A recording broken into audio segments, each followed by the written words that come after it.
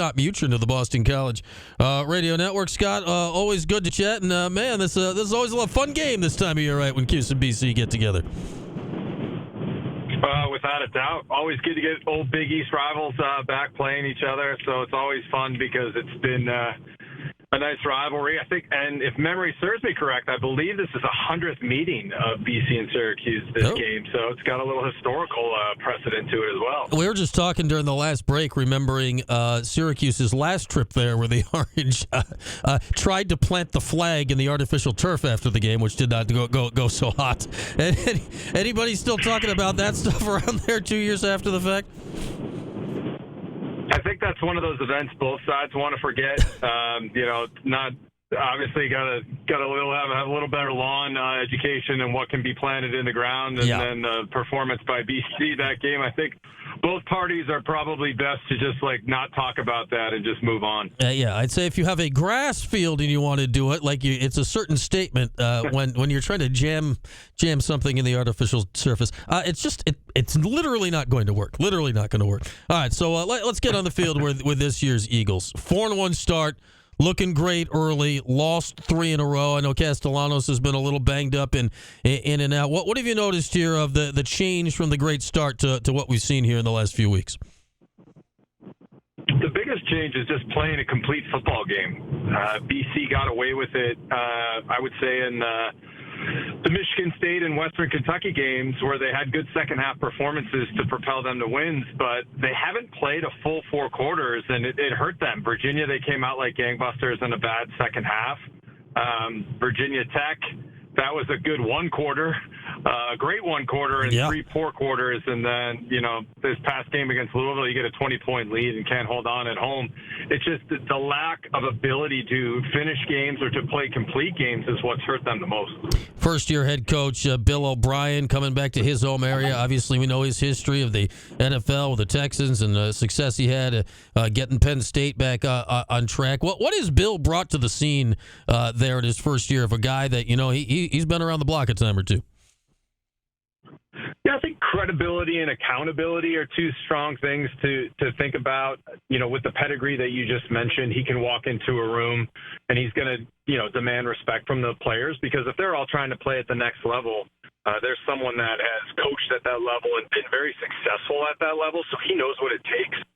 And then the accountability of, it's not always going to be easy, right? And things aren't always going to go your way. How do you respond to adversity? How do you pick your teammates up? How do you build a foundation that can be repeated for success over and over? And you want to hold players to that. And players these days, honestly, they crave that. They want to be held accountable. They want to know that they can, do their job, and the guy next to them, they can trust on him to do that as well. And that's something that, it takes some time to build, but it's something that Bill is trying to establish with the identity of this team and what it's going to look like in years to come. How comfortable is he, in his skin in the job? Every interview I've seen with him here, he looks like 9,000 more percent relaxed than I've ever seen him before. Back in his home area, he's got BC. Is that the sense you've gotten, Scott?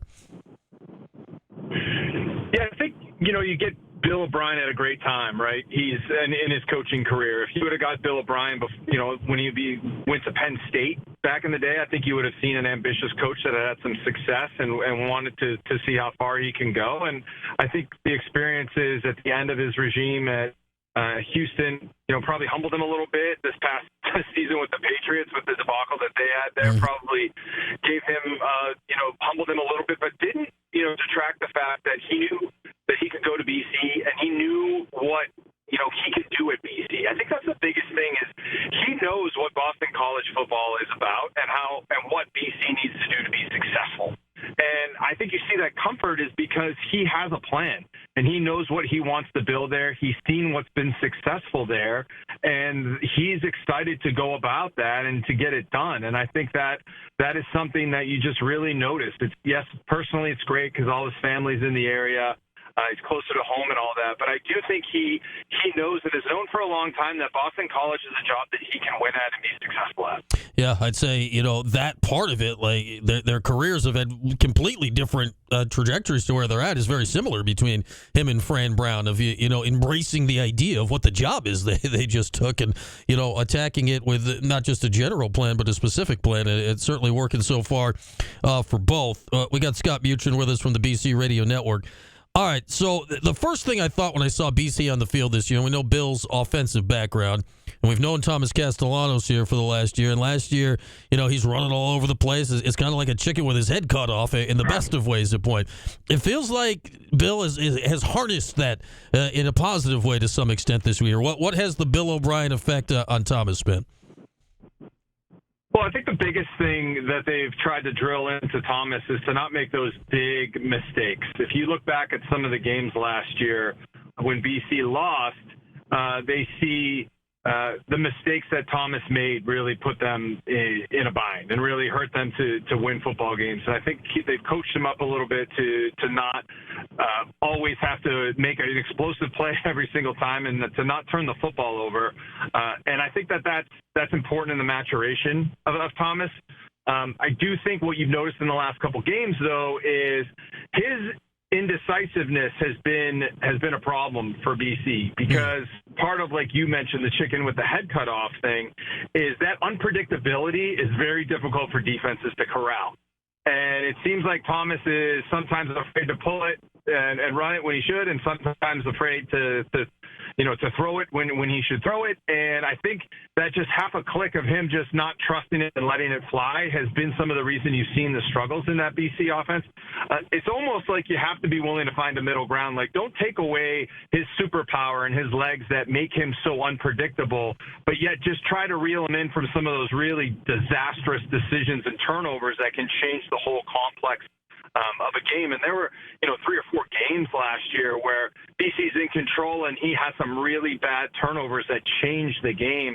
And even the Virginia game, this year is a game BC's rolling and he has a really bad interception that kind of changed the whole complex of that game. So I think they have to find that healthy balance with him and let him go. And he just needs to just go and play and just trust his eyes and just be decisive, because he's so tough to defend when he's decisive. Yeah, we know with his play style, right, and his stature, like, injuries are always going to be a question. I know he's been banged up during the course of the season. How at last check, is his health, and how do you think a bye week here will freshen him up heading into November? Yeah, it's unique at BC's bye schedule. They basically have, 2 bye weeks within a 4-week period, so it gives an opportunity to rest some of these guys. But BC hasn't played a Saturday game in over a month, so it's going to be weird to be playing back on Saturday again. So I think it's going to help, get him healthy. But also, I think part of it is now the psyche of this team, and having gone through 3 tough losses in a row, is how do you build that back up? And there's a fine line between the encouragement and then, kind of lighting them up and that accountability aspect where, come on, like, you guys got to start executing at a better level consistently. It's just finding that comfort zone with this team to get the most out of them, because you really haven't seen a complete game since the first couple games of the year. Yeah, I'd say Syracuse had similar stuff with the schedule. They had a 5 and I think it was 7-week stretch that was either non-Saturday games or bye weeks, and now they're into Saturdays through all of November here toward the end, 5 straight to round it out. We got Scott Mutryn of the BC Radio Network with us here. And, BC, I don't care who the head coach is or the year is.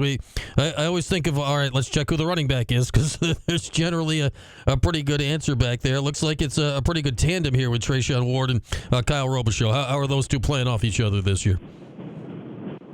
Yeah, they've done a good job of using the running backs into their skill set. Robichaux is a little more downhill guy that's pretty good in between the tackles. Ward answers a little more dynamic ability in the passing game, ability to he can still tuck it up in between the tackles, but the ability to make a big play.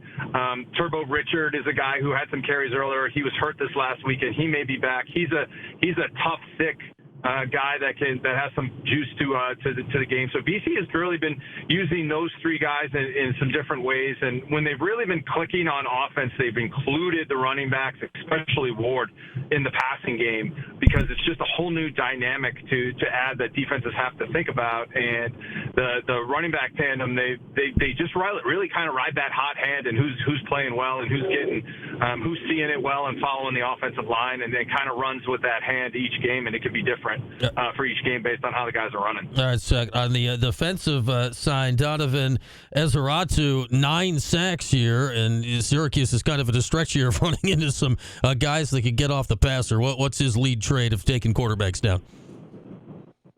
Oh, he's relentless. I mean, he's a young guy, too, so he's a senior, and I think he's 20. Wow. Right? So he came to BC as a 17-year-old.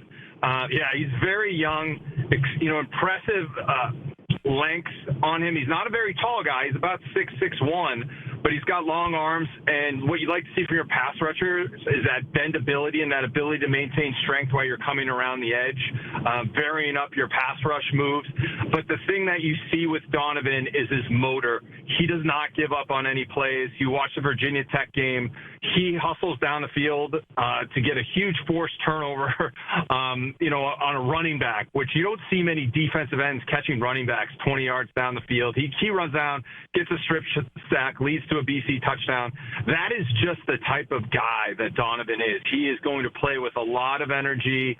He's going to play with a lot of passion, and there's no plays that he's given up on, and he really is the identity of that BC defense and what they want it to look like. All right, a couple of Cuse area-related questions for you. Has Syer Torrance played at all? He's a freshman wideout from the area here, coming from CBA. Once verbal to the Cuse. His brother played hoops here. Is he played at all this year? Or is he hanging out on the bench or redshirting? He has not played much, if at all, this year. Okay. BC's receiving core is pretty, they had some transfers in there, and they've had some depth at that position. You see the, 2 transfers that came in with McGowan and Bradley that are older guys that have played, and then Jaden Skeet, those guys, and Lewis Bond. You're talking about 4 or 5 guys that have had a lot of experience. So it's an opportunity for BC to build some depth there. Mm-hmm. I think that's a good thing. People nowadays get way too caught up in playing early instead of playing when you're ready. You see some guys even on BC's roster. Like a perfect example of that is the guy Cam Horsley, a defensive tackle for BC, really good player. But, it took him some time. He didn't get on the field as a freshman and as a sophomore. But as he matured, filled out, got stronger in the weight room, now he's an impact guy where he's got a chance to play in the NFL right now. And, even talking to some NFL scouts, they said he's going to play in the NFL. And that's a guy who, may have transferred at some other places because he wasn't playing and he wasn't getting the results he wanted, but he's put the work in and he's really improved. And I think that's a good barometer for people nowadays, especially players, is what are you going to do when you see resistance? It's easy to leave. It's easy to transfer. It's easy to go do all these other things. The hard thing is to stay and work. And if you're willing to put that kind of attitude in and you're willing to put that determination in, you're going to get results. And I think, that's a great example of that. Yeah, fair. It's unusual, frankly, in the transfer portal era to see people, actually bide their time and get better. All right, another Cuse-related guy we got to ask you about is Doug Marone, who's on the staff as the whatever the heck he is, special assistant analyst, whatever the heck he's doing with his best friend Bill O'Brien. Any idea what Doug's doing back there with Bill and on game day for all this stuff? Yeah, he's the consigliere. He just, he's there for Bill as a great guidance. With that NFL experience, with his success as a coach, I don't think you can have enough quality coaches on your staff. BC has 3 former NFL head coaches on the staff with Bill O'Brien, Marone, and Rob Chudzinski. So if you can have great coaches on your staff, that only helps to it. I know he's working a lot with the offense and the offensive line, and you couldn't ask for a better guy to do that. Nice guy. I've had a chance to meet him sometimes. It's weird when you wear the hat I wear. You come as a former player, but you're also media. So people try to they're worried what they can talk to you about and what they could say to you. They're like, what hat am I dealing with? Am I dealing with former player who cares about the program, or am I dealing with some guy who's trying to get some dirt for the game? So, especially when you're new to the program, I think you kind of have your radar up a little bit, like who's this guy over here and what's he asking me all these questions about? But yeah. He's been very nice to me when I've talked to him. I'd say one of Doug's geniuses. It must be because offensive. Well, it's because offensive linemen love me, because they're all, as a former quarterback, you take care of those guys. You know how to butter up. I know how to butter up offensive linemen. There you go. Like, if a quarterback doesn't know how to do that, like, you're not going to be the quarterback for long because they're not going to block as well for you. So there you go. Doug back in the day, here's one of the tricks he did. He'd bring in our radio broadcast and, like, the local beat reporter, like, the day before the game and, like, 10-minute, like, blitz through the game plan, like, off the record. But that way, like, you knew for the broadcast, like, if they were calling a smart game and it was just being screwed up by others, essentially. Like, he'd let you behind the scenes to know if, like, the stuff he put in made sense or not.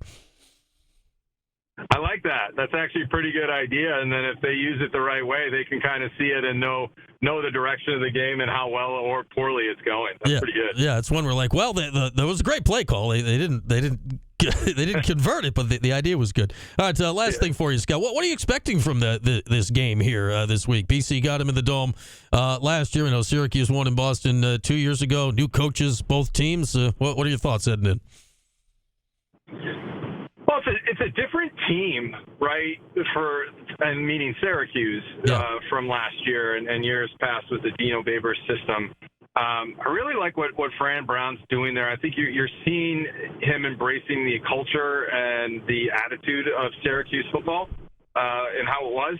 I really I've enjoyed seeing them compete. I'm a huge fan of McCord. I know he had a really tough game against Pitt. That defense has, been hell on a lot of people, so you kind of give them a pass there. But you're not often going to see that kind of, things happen, but I really like the way he plays the game.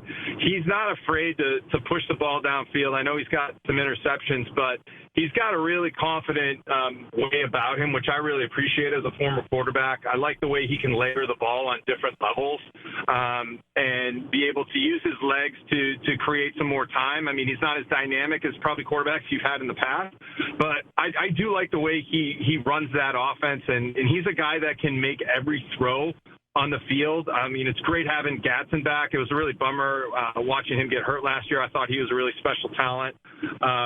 Pena has been really good for you guys as well. He's a really dynamic guy in the slot that can cause some problems. I'm concerned about him this week, to be 100% honest. Mm-hmm.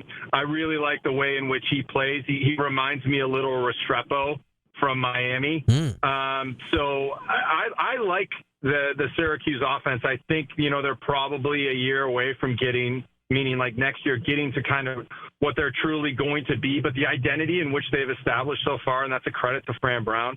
I've liked what they've done. I've liked what they've seen. They compete. They play hard defensively. They're going to come downhill. They're super aggressive.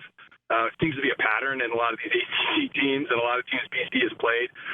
Very aggressive defenses that get after the quarterback and looking to create some sacks and some negative plays. And that's going to be, that's something BC has struggled with. And when BC gets an obvious passing down, they've struggled. And Virginia Tech really put them in a bind when BC had to throw it. So if Syracuse is going to have success versus BC, they're going to have to, turn it into a game where they get ahead and then BC has to play one-dimensional, and that's just not how BC wants to play.